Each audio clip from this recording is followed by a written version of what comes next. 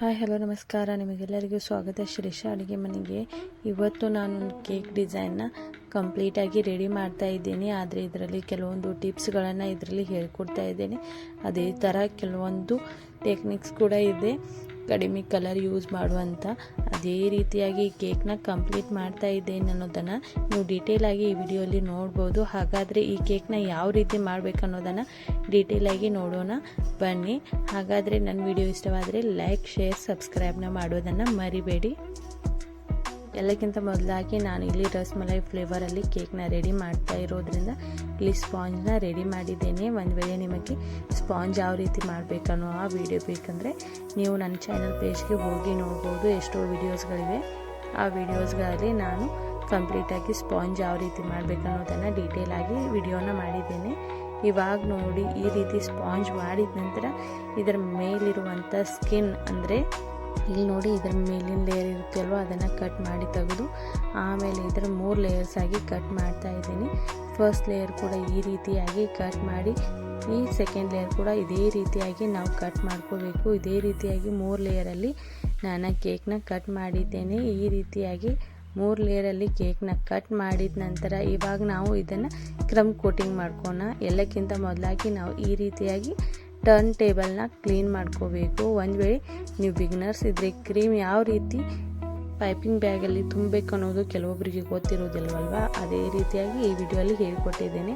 ಎಲ್ಲಕ್ಕಿಂತ ಮೊದಲು ನಾವು ಪೈಪಿಂಗ್ ಬ್ಯಾಗ್ ತೊಗೋಬೇಕು. ಅಂದರೆ ಈ ಪ್ಲಾಸ್ಟಿಕ್ಗೆ ನಾವು ಪೈಪಿಂಗ್ ಬ್ಯಾಗ್ ಅನ್ಬೇಕಾಗುತ್ತೆ. ಅದರಲ್ಲಿ ಒಂದು ನೋಸಲ್ ಹಾಕಿ ಅದಕ್ಕೆ ನಾವು ಈ ರೀತಿಯಾಗಿ ಗ್ಲಾಸಲ್ಲಿ ಹಾಕಿ ಕ್ರೀಮ್ನ ಫುಲ್ಲಾಗಿ ತುಂಬ್ಕೋಬೇಕು. ಈ ನಂತರ ನಾವು ಇಲ್ಲಿ ಒಂದು ಬೇಸ್ನ ತೊಗೋತಾ ಇದ್ದೇನೆ. ಇಲ್ಲಿ 8 ಇಂಚಿನ ಬೇಸ್ನ ತೊಗೋತಾ ಇದ್ದೇನೆ. ಅಂದರೆ ನಾನು ಇಲ್ಲಿ 1 kg ಕೇಕ್ ರೆಡಿ ಮಾಡ್ತಾ ಇರೋದ್ರಿಂದ 8 ಇಂಚಿನ ಬೇಸ್ನ ತೆಗೆದುಕೊಂಡಿದ್ದೇನೆ. ಇಲ್ಲಿ ನೋಡಿ, ನಾವು ಇಲ್ಲಿ ಕೇಕ್ನ ಫಸ್ಟ್ ಲೇಯರ್ ಇಟ್ಕೋಬೇಕು. ಅದಕ್ಕೆ ನಾವು ಶುಗರ್ ಸಿರಪ್ನ ಅಪ್ಲೈ ಮಾಡಬೇಕಾಗುತ್ತದೆ. ಬ್ರಷ್ ಇರುತ್ತೆ ಅಲ್ವಾ, ಅಂದರೆ ನಾವು ಬೇಕ್ರಿಯಲ್ಲಿ ಹೋದ ನಂತರ ನಾವು ಬೇಕ್ರಿ ಐಟಮ್ ಸಿಗುತ್ತೆ ಅಲ್ವಾ, ಹೋದ ನಂತರ ಬ್ರಷ್ ಅಂತ ಕೇಳಿದರೆ ಈ ರೀತಿಯಾಗಿ ನಮಗೆ ಬ್ರಷ್ ಅಂದರೆ ಬೇಕ್ರಿಯಲ್ಲಿ ಕೊಟ್ಬಿಡ್ತಾರೆ. ಆ ಬ್ರಷ್ನಿಂದ ಶುಗರ್ ಸಿರಪ್ ನಾವು ಚೆನ್ನಾಗಿ ಅಪ್ಲೈ ಮಾಡ್ಕೋಬೇಕು. ಅದು ಅಪ್ಲೈ ಆದ ನಂತರ ನಾವು ಇಲ್ಲಿ ಕ್ರೀಮ್ನ ಈ ರೀತಿಯಾಗಿ ಕಂಪ್ಲೀಟಾಗಿ ಅಪ್ಲೈ ಮಾಡಿ, ಅದರ ನಂತರ ನಾವು ಇಲ್ಲಿ ರಸ್ಮಲೈ ಫ್ಲೇವರಲ್ಲಿ ಕೇಕ್ನ ರೆಡಿ ಮಾಡ್ತಾ ಇರೋದ್ರಿಂದ ರಸ್ಮಲೈ ಕ್ರಷ್ ಕೂಡ ನಾವು ಇದರ ಮೇಲೆ ಹಾಕಬೇಕು. ರಸ್ಮಲೈ ಕ್ರಷ್ನ ನಾವು 1 ರಿಂದ 1.5 ಸ್ಪೂನಷ್ಟು ಇಲ್ಲಿ ಹಾಕಬೇಕಾಗುತ್ತೆ. ಅದನ್ನು ಹಾಕಿದ ನಂತರ ಚೆನ್ನಾಗಿ ಅದನ್ನು ಕೂಡ ಸ್ಪ್ರೆಡ್ ಮಾಡ್ಕೋಬೇಕು. ಅದರ ನಂತರ ನಾನಿಲ್ಲಿ ಸೆಕೆಂಡ್ ಲೇಯರ್ನ ಇಲ್ಲಿ ನೋಡಿ, ನಾವು ಬ್ರೆಡ್ನ ಸೆಕೆಂಡ್ ಲೇಯರ್ ಕೂಡ ಇಟ್ಟು ಅದಕ್ಕೆ ಕೂಡ ಚೆನ್ನಾಗಿ ಶುಗರ್ ಸಿರಪ್ನ ಅಪ್ಲೈ ಮಾಡಿ, ಅದರ ಮೇಲೆ ಕೂಡ ಚೆನ್ನಾಗಿ ಕ್ರೀಮ್ನ ಅಪ್ಲೈ ಮಾಡಿ, ಅದರ ನಂತರ ಮತ್ತೊಮ್ಮೆ ನಾನು ಇಲ್ಲಿ ರಸ್ಮಲೈ ಕ್ರಷ್ನ ಹಾಕಿ ಅದನ್ನು ಕೂಡ ಚೆನ್ನಾಗಿ ಸ್ಪ್ರೆಡ್ ಮಾಡಿದ್ದೇನೆ.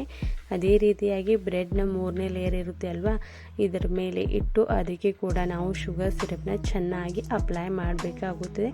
ಈ ಶುಗರ್ ಸಿರಪ್ನ ಅಪ್ಲೈ ಮಾಡಿದ ನಂತರ ನಾವು ಸ್ವಲ್ಪನೇ ಕ್ರೀಮ್ನ ಇದರ ಮೇಲೆ ಹಚ್ಚಿ ಇದಕ್ಕೆ ನಾವು ಕ್ರಮ್ ಕೋಟಿಂಗ್ ಮಾಡಬೇಕಾಗುತ್ತೆ. ಈ ಕ್ರಮ್ ಕೋಟಿಂಗ್ ಅಂದರೆ ಸ್ವಲ್ಪನೇ ಕ್ರೀಮ್ ಅಪ್ಲೈ ಮಾಡಿ ಈ ರೀತಿಯಾಗಿ ಸ್ಪ್ರೆಡ್ ಮಾಡಿ ಚೆನ್ನಾಗಿ ಫಿನಿಶಿಂಗ್ ಮಾಡೋದ್ರಿಂದ ಇದರ ಮೇಲೆ ಬ್ರೆಡ್ನ ಕೆಲವೊಂದು ಬ್ರೆಡ್ ಕೂಡ ಇದೇ ರೀತಿಯಾಗಿ ಮೇಲೆ ಬರೋದ್ರಿಂದ ಚೆನ್ನಾಗಿ ಕ್ರೀಮ್ ಅಪ್ಲೈ ಆಗೋದಿಲ್ಲ. ಅದೇ ರೀತಿ ಫಿನಿಶಿಂಗ್ ಕೂಡ ಚೆನ್ನಾಗಿ ಕಾಣೋದಿಲ್ಲ. ಅದಕ್ಕೋಸ್ಕರ ನಾವು ಇಲ್ಲಿ ಕ್ರಮ್ ಕೋಟಿಂಗ್ ಅನ್ನೋದನ್ನು ಮಾಡಬೇಕಾಗುತ್ತದೆ. ಅದರ ನಂತರ ಅದೇ ರೀತಿಯಾಗಿ ನಾನು ಫುಲ್ ಪೈಪಿಂಗ್ ಬ್ಯಾಗಲ್ಲಿ ಕ್ರೀಮ್ನ ತುಂಬಿಕೊಂಡು ಅದರ ನಂತರ ಈ ರೀತಿಯಾಗಿ ನಾವು ಲೇಯರ್ ಬೈ ಲೇಯರ್ ಕ್ರೀಮ್ನ ಅಪ್ಲೈ ಮಾಡಬೇಕಾಗುತ್ತದೆ. ಈ ರೀತಿ ಅಪ್ಲೈ ಮಾಡೋದ್ರಿಂದ ನಿಮಗೆ ಕೇಕ್ ಫಿನಿಶಿಂಗ್ ಮಾಡಲಿಕ್ಕೆ ಕೂಡ ಅಷ್ಟೇ ಈಸಿ ಆಗುತ್ತೆ. ಇವಾಗ ನೋಡಿ, ಈ ಥರ ಅಪ್ಲೈ ಮಾಡಿದ ನಂತರ ಸ್ಪ್ಯಾಚುಲಾಯಿಂದ ನಾವು ಚೆನ್ನಾಗಿ ಈ ರೀತಿಯಾಗಿ ಸ್ಪ್ರೆಡ್ ಮಾಡ್ಕೋಬೇಕು.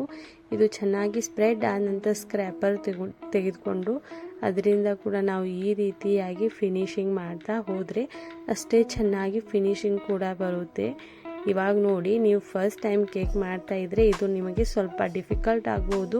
ಅದೇ ರೀತಿ ನೀವು ಎಷ್ಟು ಕೇಕ್ ರೆಡಿ ಮಾಡ್ತೀರಲ್ವ ಅಷ್ಟೇ ಹೆಚ್ಚು ಚೆನ್ನಾಗಿ ಫಿನಿಶಿಂಗ್ ಕೂಡ ಬರಲಿಕ್ಕೆ ರೆಡಿ ಆಗುತ್ತೆ.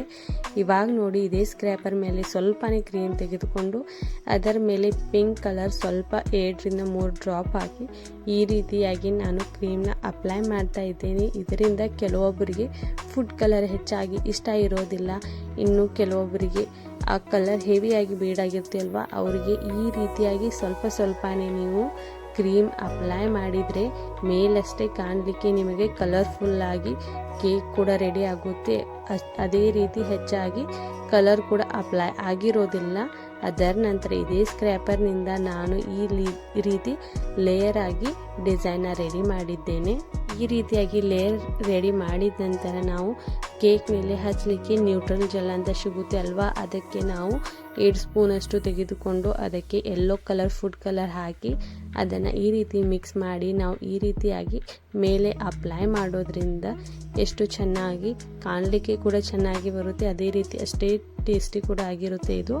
ಇದನ್ನು ಅಪ್ಲೈ ಮಾಡಿದ್ದೇನೆ. ಅದರ ನಂತರ ನಾವು ಒಂದು ಪೈಪಿಂಗ್ ಬ್ಯಾಗಲ್ಲಿ ಈ ರೀತಿ ಒಂದು ನೋಸಲ್ನ ತೆಗೆದುಕೊಂಡು ಈ ರೀತಿಯಾಗಿ ಈಸಿಯಾಗಿ ಡಿಸೈನ್ನ ರೆಡಿ ಮಾಡ್ತಾ ಇದ್ದೇನೆ. ಇದೇ ರೀತಿಯಾಗಿ ಬಾರ್ಡರ್ ಕೂಡ ಸ್ಟಾರ್ ನೋಸಲ್ನಿಂದ ಕಂಪ್ಲೀಟ್ ಮಾಡ್ತಾ ಇದ್ದೇನೆ. ಇದೇ ರೀತಿಯಾಗಿ ನೀವು ಹೊಸ ವಿಡಿಯೋಸ್ಗಳನ್ನು ನೋಡಬೇಕಂತ ಇದ್ದರೆ ಇಲ್ಲ ಹೊಸ ವಿಡಿಯೋಸ್ಗಳನ್ನು ಕೇಕನ್ನು ಕಲಿಬೇಕಂತ ಇದ್ದರೆ ಎಲ್ಲಕ್ಕಿಂತ ಮೊದಲು ನನ್ನ ಚಾನೆಲ್ನ ನೀವು ಸಬ್ಸ್ಕ್ರೈಬ್ ಮಾಡಿ. ಅದೇ ರೀತಿ ನಿಮಗೆ ವಿಡಿಯೋ ಇಷ್ಟವಾದರೆ ಲೈಕ್ ಮಾಡಿ, ಶೇರ್ ಮಾಡಿ, ಸಬ್ಸ್ಕ್ರೈಬ್ ಮಾಡೋದನ್ನು ಮರಿಬೇಡಿ. ಇದೇ ರೀತಿ ನಿಮ್ಮ ಮನೆಯಲ್ಲಿ ಯಾರಾದರೂ ಕಲಿಬೇಕಂತ ಇದ್ದರೆ ಅವ್ರಿಗೆ ಈ ವಿಡಿಯೋಗಳನ್ನು ಶೇರ್ ಮಾಡಿ. ಅದೇ ರೀತಿ ನೀವು ಕಲಿಬೇಕಂತ ಇದ್ದರೆ ನನ್ನ ಚಾನೆಲ್ನ ಸಬ್ಸ್ಕ್ರೈಬ್ ಮಾಡೋದನ್ನು ಮರಿಬೇಡಿ. Thank you so much for watching this video. Thank you so much.